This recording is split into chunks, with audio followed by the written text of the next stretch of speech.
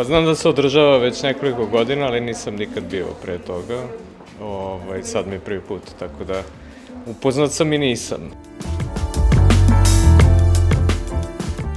Uživala sam, mislim znači mi svaka projekcija naravno i super su mi ovi studentski festivali.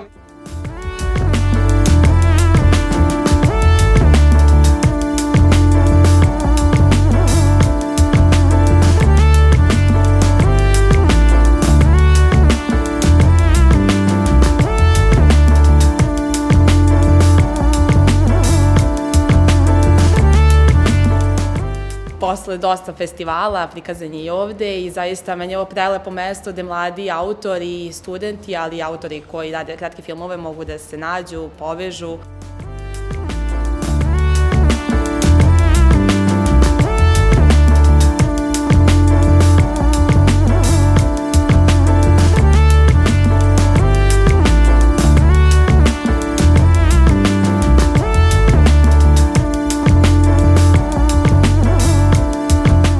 Uvek je dobro kad gledaš onako u sali svoj film, a uvek imaš tremu, uvek je to neko grozno osjećanje.